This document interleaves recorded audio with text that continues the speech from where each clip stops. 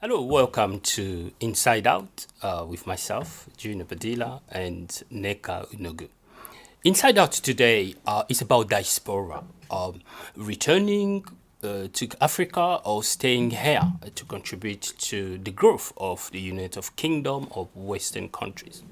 And we're going to discuss that today with Mr. Mariano Lukeso Pitta. He is one of the advocates of empowering African community, mostly Congolese. He is a former Bedfordshire graduate, Bedfordshire University graduate. He's been fostering solidarity between Congolese here in Bedfordshire and African in general, Bedfordshire in southeast of England. And Mr. Mariano Lukeso Pitta has a strong link with his native country, which is the Democratic Republic of Congo. And Nneka, the diaspora is becoming more and more a trend topics among African professional. We had recently, I think a couple of months ago, we had Professor Jean-Jacques Musumbu, who is a lecturer and a researcher at Bedfordshire University. He's from Congolese. We had another lecturer as well here from Nigeria. So more and more African professional with huge experience from the United Kingdom are thinking of returning back home. Yeah, it's the new trend now. With, like you said, getting back to the motherland is something that a lot of people in the diaspora, even in my circle, are considering, and I think it's a good thing. I think that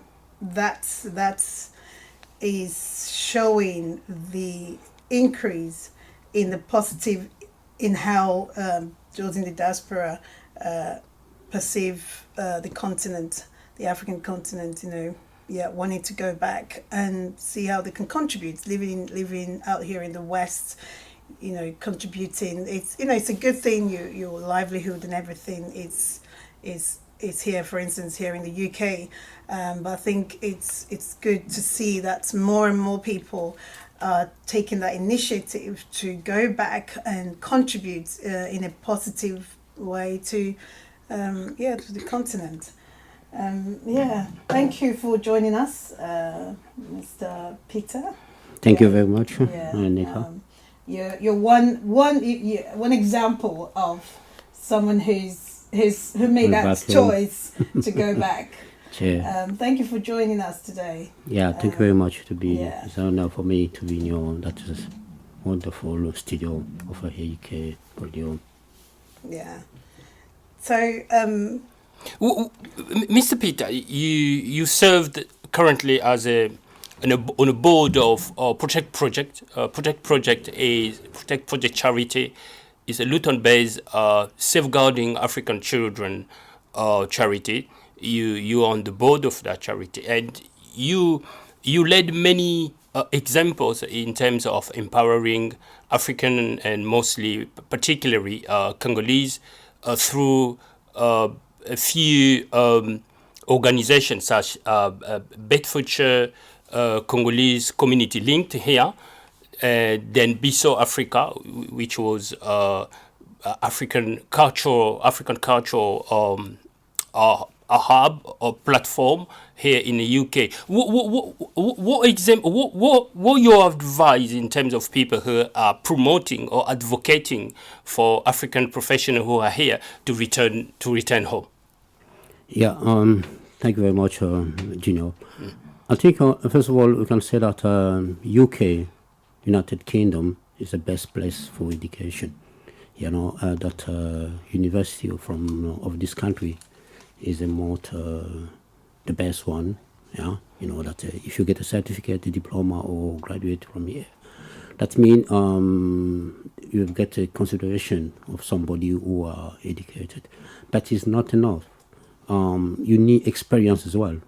You need experience about job, about culture, and definitely I think that the people who want to go back home after finishes school or get a graduate is a quick done. I don't like it. I want them to stay a bit, get experience, and that experience can assist, can help us when they go back home.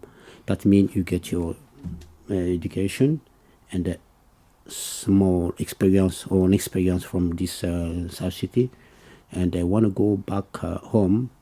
You are to not to impose it, but you want to compare it on what you got home, and try to what are you going to say that to mix it, combine to have it, to mix it or to see to find out the best solution.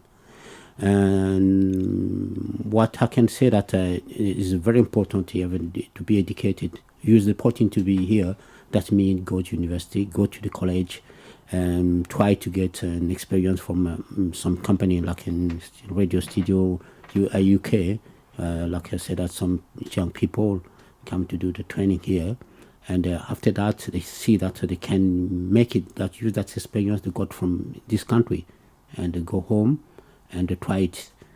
I mean, for my experience is when I come to this country, I was a worker already. I was not a jobless, Very quite active. different, yeah. That means when I reach the country, I know what I'm looking, what I want to do, and just every time I'm to the college or to university, I compare it with my background, and that helped me when I go back home to be quick done. But for the new people, the young people who just finish university, even talented, but you just wait a bit, find a job or work in a creative company, and after that you can bring that experience home that you want from you people who are staying. Yeah, I think from what I hear you saying is when for those of us in the diaspora, when before going back, it's important that they get the experience. Try and get some kind of experience. But I think it's there's a challenge of actually getting experience in your field. We talk about young professionals. Say, for instance, a young professional in the field in say accounting or engineering. How easy is it for them to get experience here in the UK to take it back home? And I think it's a very good approach where get that experience, you take it back, and a lot of the people going back, some of them don't even have the experience here. When you look at the stats of those that are moving back, and it's partly because they don't have the opportunity here, and they then see the opportunity back home. Would you say that it's something that can happen? They don't necessarily need to have the experience in, because sometimes the opportunity is not here for them. Yeah, if you go back home without experience, they have to the background, it depends what you want to do. You want to do work for yourself, or you want to work for a company, or they want to be engaged for another another frame. Stay here is quite difficult also to have that experience. Yeah. But I know that in this country they give you also some opportunity to create it, something. Sure. Yeah. Try to find a job is difficult, but I think if you are motivated, you can set up something that put you in a situation that you get looking a job is also experience. Reading a book to try to it's more the process. Yeah, it's the process. Yes. I learned a lot when I remember myself. Every time when in the morning I take my children to school, between 8 o'clock to 12, I spend it at the library. And I learn a lot, that's a quality experience as well. Okay. But that kind of book, you don't find it maybe at home. Right. Yeah. A lot of people from my country want to explain them about the BOMA. They don't know it. The BOMA meaning British Overseas Military Administration. I just found it in one books here in that Luton library. Wow. But until now, they don't know the meaning of that one. And I want to explain them that the BOMA mean British Overseas. Oh, you are very clever. You see, that is quite difficult in some of people who from diaspora want to do politics. That politics is, they don't ask you for the background, they don't ask you for, they just take you and they put you in the situation, in a position that you can work quickly. But they fail. A lot of them, 95% fail because they don't have experience. You see, I don't address them to go that way. I'd ask them to stay a bit, get that experience, and set up a business maybe for themselves here, because most of them they get the situation they can stay here working, doing the business, and they're going to go back home, try to do that you made overseas or in UK. You bring it to overseas and you can start it. It can be your own experience. But the only thing is but your background must be a bit professional. I like the complexity of moving in and out. We've seen the rising number of youth, talented African moving here. Mostly young people from English-speaking countries like Nigeria, Ghana, Zimbabwe, South African, Cameroon as well. They're coming as a student, but later on they finally, most of them decide to stay. Meanwhile, as you just mentioning, young people who has been here and born or bred or grew up here, they came as students, they've got work experience, they try to go back home. That complexity is quite, I may be curious to find out, because young people who are coming here, they feel lost sometimes. They need guidance. They feel lost from the experience they gain from back home, coming here. Most of them feel lost. People who are going back to Congo as well, young people being here, young mature, be here, going back to African country, they feel lost as well because they need to be integrated. It's quite complex, that relationship. Just to say, I mean, obviously, I know we're obviously part of this conversation is targeted towards young people, but overall, within the diaspora, in terms of professionals, we go beyond a certain age range. So I think it's more in general, like when you think of diaspora professionals, I think, just wanted to highlight that you have people in their 30s, in their 40s who've been here, and they've been here, like, you said, they came here, maybe they were born here, to maybe first generation immigrants from, these countries, or, they came here as young people, as a student, and they've stayed here. And, after maybe years of living here in the UK, doing all kinds of jobs, they decide to return. And a lot of them are in their 40s or early 50s, like from what I see. They've spent a good amount of time and then they just realize that there's great opportunities back home. What do you say? Wouldn't that be the case? Like, from your experience, you lived in the UK for a good number of years before you decide to go back. Yeah. That's why you created that organization. It's a challenge you have to fight or to advise people, young people, what to do. Assist them to understand what. They knew in the future, the vision. They have a vision, That means a lot of people who are born here, they don't have news, the real news, not experience, but I'd call it, they don't explain them about properly what happened back home, sometimes they don't realize that they can do something there, but they don't. They fear, They want. I don't know.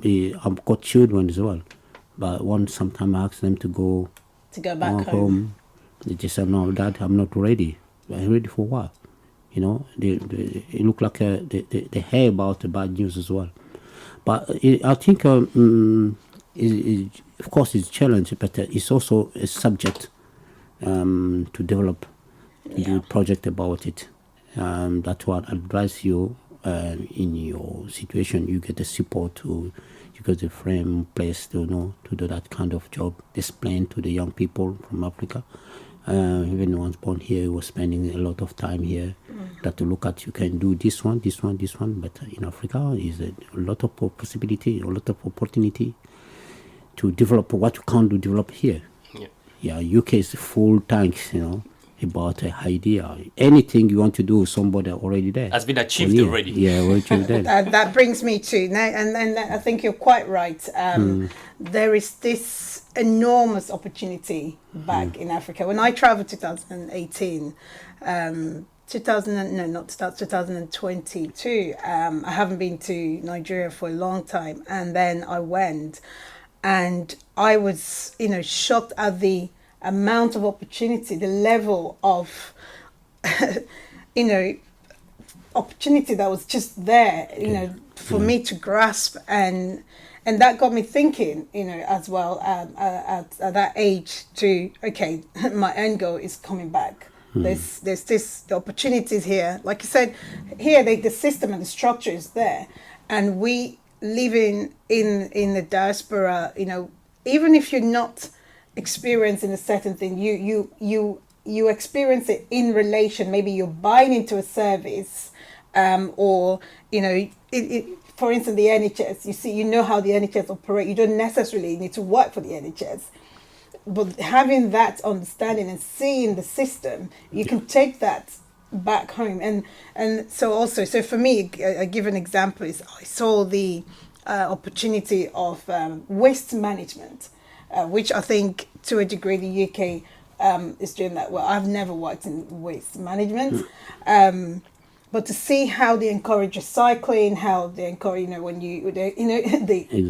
the weekly collecting the bins, the council is involved in making sure that the constituents, the citizens, are following the right process in disposing certain rubbish. So I think you're right, and encouraging the younger generation is something that we should do, and but that is a challenge in itself because of the news, the image that's been portrayed back home. So I had to go back to experience this. So how do you get them to take that step to, fight? What's the word in terms of the fear and all the negative image that's been portrayed about Congo, for instance, or Nigeria, for instance? I tell my friends and my family, I want to go back to Nigeria. Oh, you're going to be kidnapped by Boko Haram. So is it not for me too? I'm not going back to Nigeria because I'm going to be kidnapped. Definitely. So, it's Congo as well. So that's the thing. But how do you tackle that? Because these are real. It's the fear is real, and even the problem itself is real back home. We can't dispute that. But, like we said, there are people going back and they're taking the initiative, but we still have good number of professionals who can contribute positively back home, who are reluctant to do that because of this, the fear of being attacked or the negative report that we receive from back home that's been hyped. Yeah, that's how we call it an organization. You have to organize to plan or to organize yourself. I remember that if you go to the website for the American embassy, they explain to the American people, what you do. You want to go Africa, take care about this area.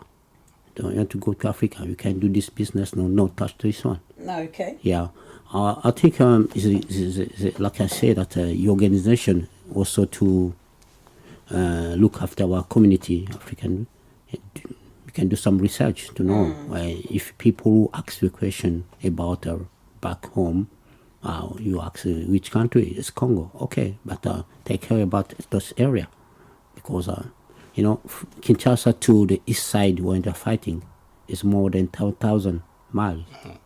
I'm not sure that if you are in Kinshasa, the people from there, they come and attack you. The same to Boko Haram. The area we are living, they're doing their business. Just to give more advice about them, how they look at the map of the country, and you can do this one, you can be careful, back home the people don't care about something, but you'll be aware about you get information. That's one. I want you to improve your issues, your business, not only the radio talking about by going deep, like say today, we do today, and try to call them, the young people, explain them, ask them the question, why you cannot go back home, why you cannot go back in Africa, why before to go in Africa you can ask some question, what happened, and and to see, to understand the statement of the young people. That's a good point. I remember we've been leading quite a few networking events in terms of access to information, because many people who are, I think, young people, professional, who are trying to integrate here, they do have a wealth of information, access information, as you said. However, people who are going back in terms of returning, they lack information. So organizing networking event, access to the information, providing wealth of opportunities, because Africa, as I said, Nneka, the wealth of opportunities in Africa. But the few things the media narrative portraying Africa as still an area of danger, weak institutions, corruption. So to Western country have taken it long to be stable the way it is now. No long time ago, even Portugal, around 1980, was still a dictatorship. I remember people were saying it. So it took Western countries years and years to be stable the way they are now. Africa is one of the youngest continents in terms of structure, one of the youngest continents, less than a century. Most of African countries have been independent around 54, like Ghana, 55 in 1960s. So that's, in terms of structures, you take Africa a few years to structure to be stable as is now. So as you said, Mr. Pitta, I think you're right. The lack of access to information, of opportunities that Africans are providing, that's an issue that we're battling with, because we're surrounded with narrative created by some media with objective that to destroy or to portray negative image of Africa. But as Nneka said, you're right. I think opportunities are there and endless. Yeah, there is. Quality propaganda, the reason they use that wrong. No, I think, that's the right. That is it. That's the right word. About like in South Africa, they say, South Africa is better, the best place, no problem, but the criminality is still there. They know why to go in South Africa, why not go in South Africa, but they don't put it like a propaganda against South Africa, because most of institution or most of investment from these countries in South Africa, they cannot create a bad image of that place. It could be something wrong for themselves, Do you think this is something that maybe the African leaders or governments should take on as a project as well, in encouraging diasporas? You get that, like in some countries where they have a system in place, people, they get there's good incentives for professionals in key areas, key sectors, to come back home and contribute positively to the country, because we're getting the Western countries invest in Africans, like great minds, they discover this doctor or a top engineer, they would pay handsomely. I know quite a few friends in London who were headhunted from Nigeria by, some British think tanks, and they're here working. I think it would be good to have our leaders also invest in this. Obviously, as an organization and as a people, like you here today and we're here, we're using this platform, and we have organizations like the Congolese community group. We have the Nigerian Bedfordshires also doing the same, trying to educate people, give out information. But I think it would be good to see our leaders from different African countries take this initiative, where there is a program and a scheme of encouraging people to come back. Exactly. It's a good idea. In Congo, I remember that they just tried that the talented people from the university, you know what, they asked the football player. They say, come here. Even you got a British or French passport, I give you, or you read two passport. But they love it. When they go to the National Cup, the young people never been in Congo, never been in Africa. The first time, and they call a friend, say, come up. It's a nice experience, Definitely, I play for my country, They can try it. Yes. They do it with a football player, but they can do it with the doctors. Yeah. They can do it with teachers. They can do it, I think that's the solution at some way. That I think it would go a long way further than individual organizations or individual groups trying to champion this, because it would mean that the status, we want that change, because when you come, they're actually going to keep you busy. They'll provide the funds. They'll provide, hopefully, even in some cases, the security that a lot of people in the diaspora are worried about. But some years ago, I think in London, there was an ambassador from Ghana who tried to start visiting school, and he had to choose what school the children, the people from Ghana are most. And he visited that school. He said to the teacher that I want to talk to the children from Ghana. And then boost them. I said, look at me, ambassador, maybe tomorrow it'll be you. It don't mean go, you have to be strong to your study, to encourage them. To finish, and after that go back home. That's brilliant. I love that, because you're starting with a young mind, and you're already telling them there's this, selling this positive image of I am from Africa. I'm here. I'm here. You have to look. I'm ambassador. You can be you. As opposed to the image that a lot of us. I mean, it's not as bad as it was in the 2000s, couple of years ago, where all you see, I remember as a young, person watching the TV, every charity appeal by Red Cross, it's to do with this image of an African child, or famine, or it's all this negative portrayal. And I remember talking to a friend then who's she's British, and 2 generations down, she's Jamaican, St. Vincent, and she's like, wow, this is all they ever portray about Africa, like that's her image of Africa. And I said, no, there's poverty in Africa, we can't deny that, but that's not the image that I hardly see that image when I was in Africa. But that's and that's what a lot of the young people also grew up with here. So I think it's really good to see someone that from initiative, and going I think for it's going to be one of the projects from my friend Junior. You talk, you are good relationship with the ambassador. Ask him to come to do that kind of forum, with children. Talking about the country, talking about the possibility in the future. Opportunities, to be to create it, but themselves you can encourage them. That would mean that somebody from Africa asks him to do this one, this one. That's brilliant. It could be a good one. Yeah, definitely. The reason, another thing I want to tap into is in terms of identity. more and more, that's the trend that I've noticed recently.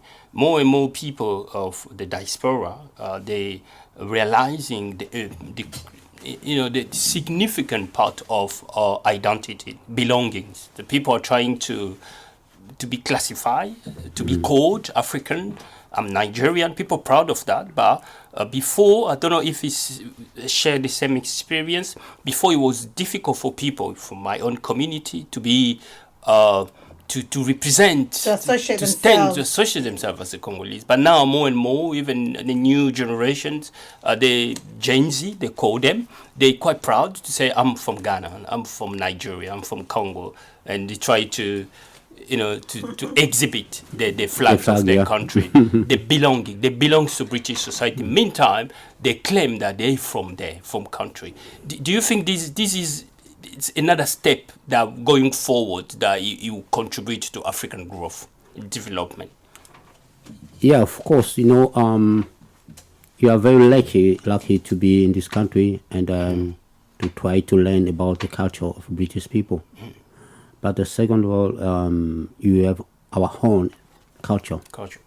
We exist, believe or not. That means in British culture, with British education, they call it a skill. Like us, you are a French speaker. We got our French inside us. Even I don't speak it, but they understand. That means, believe or not, that even learning about that culture, but to get another culture who is African, and that means you are. If you compare, if you use it, you feel that you are a bit in the top. It's like people living here, but they got education from here. They got the possibility to compare what happened in Africa. If you see two British people who never been outside the country, that you feel more confident, about something. That think that they call you African, and if you want to be an African, you're supposed to know your culture as well. You know who you come from, what you're supposed to do more than this one, and on top of that, you get another experience from people who are living here, and you are British, also African. And that's the system of the world, immigration, even that the story of this country, that the family from the top of this country come another side and never been first in America. In America, that the people, the native in America, they're not there anymore. Or they're from immigration. Yeah, immigration. Just get it. You must be proud about to be like you are. You are an African, and bring that experience, your culture, mix it, and see it. It can bring something new. That African, to be African is a proud. To be Congolese, Nigerian is a proud to be there. Yeah, I totally. I think, and that's where the parents, we kind of now taking it to the family and helping to maintain this identity, remind the younger generation of who they are, where they're from, and not losing that touch. And it's very easy to lose that in the society, in this society, because the multiculturalism, which is a good thing, it has its positives, but it has the ability to take away some of the this fact about who you are, because it's a melting pot now, so it's very easy to just go with the trend. We're in Britain, multicultural, England, understand the British culture. At school you have the Indians, you know a little bit about them, a bit about this, but that's it. There's no deep knowledge of where you're actually from and what the culture of the place that you're from, and it's down to the parents to do that and help in inculcate that into the children, so that they don't lose that. And I think that's where we have a lot of work to do. Yeah, I'll say that as a Nigerian. Yeah, a lot of their kids don't even speak their language. exactly. So it is something that's. And sometimes they are surprised that we learn that, oh, this one from Nigeria, oh, this one. Yeah. Do you remember we do that some years ago? We do an interview, and you tell me that somebody from London, a woman who called you, said that I didn't know that before the white people come to Africa, that the people was living in a good condition. Yeah, it's a kingdom. You had empires and kingdoms. Yeah, for them it was just an animal people. I think that's a conversation for another day, because that's just opening another box. I don't want to use the word Pandora box, but it's a very deep, something I'm very passionate about actually. When you talk about pre-colonization and who we were and how things was, and what a lot of people believe. It's terribly sad, I think. I was talking to someone who said to me there was no concrete, no tarred road in, I don't think, he actually said this, he's from the southeast of Nigeria. He said he believes it was until the colonial guys came that there was a tarred road in Nigeria. Well, he was talking about his village where his ancestors grew up, but he didn't have the picture. He didn't know about Kano that was existing 1,000. And they had a civilization of 500 years before even the British came. Like zero knowledge, and why is that? It's because our history is not taught, and that's why I said this is going to take another show. So going back again, I think to round this up. One of the key things that we're taking from this is the importance of history, knowing who we are, but also working collectively in empowering our young people. But going beyond that, even those that are above 30s, the boomers who have been in the diaspora for so long, and they have this fear of the unknown back home due to this hyped fear, the fear mongering and the negative image portrayal of Africa. So I think it's for us to collectively work together to boost that image, promote those opportunities that are out there, so that more people in the diaspora would be encouraged to go back. Yeah. So, I mean, how easy was it for you to make the decision to go back to Congo? Yeah, that's why I say that I've got my own experience before to reach this country. And just in the beginning was my vision to learn, to get an experience from here and to learn about. So you already had that mindset before you even came? Wow. Yeah.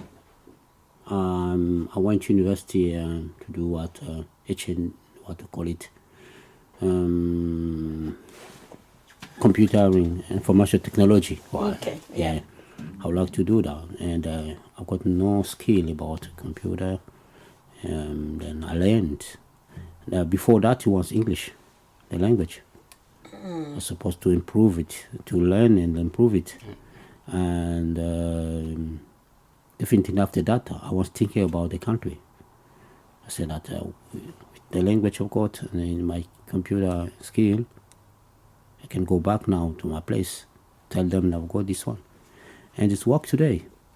I'm the focal point for all the contact we've got with, Congo is a French-speaker country. But all the contact we have with Zambia, Zimbabwe, South Africa, they have called me.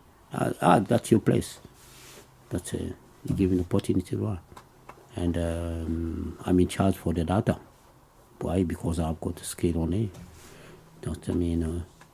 You must know what you want. Yeah. And I think for me, you just to sum up what you just explained in your from your experience is the mindset. You had and that's what's lacking. The mindset. You came with that mindset of I want to achieve this, I want to achieve this. And my end goal is taking my achievement back home to create something bigger. Yeah. And, you know, something that normally you probably wouldn't have that here. But having that mindset before you stepped into the country, I think played a key, you know, must have played a big role in your decision to go back. But I'll totally call about it. I tried to do a project about radio as well. Yeah, I remember. Yeah, I remember that. Yeah. And they said, okay, that your project is very good. The first 5,000, that one you can give you. It was I don't know, a big one, big something like that. Big lottery. Big lottery. I said that way I'll never go back home. If I start it, if there's another opportunity, definitely I will stay for long. Yeah. I said, no, I don't want it.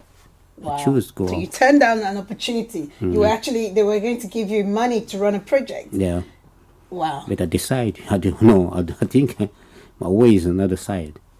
That And I you could went- be here, I could be there. Running your project. Yeah, running project.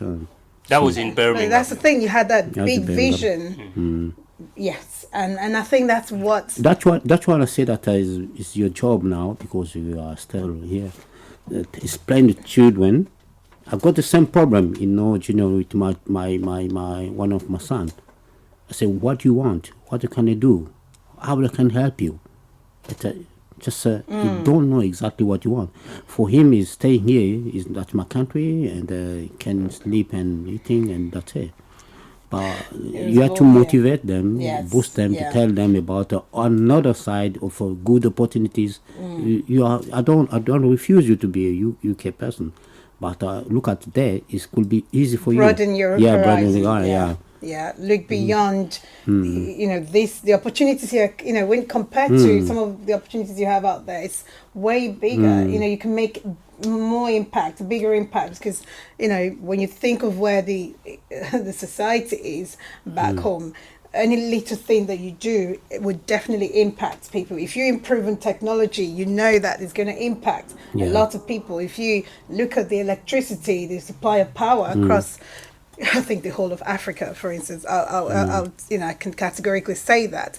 You know that it would definitely impact millions of people. Yeah. So yeah, it's incomparable, and I totally agree with you on that. Yeah. So it's something that we need to put an effort into empowering young people, and more people to start looking at looking beyond the diaspora in helping build the continent.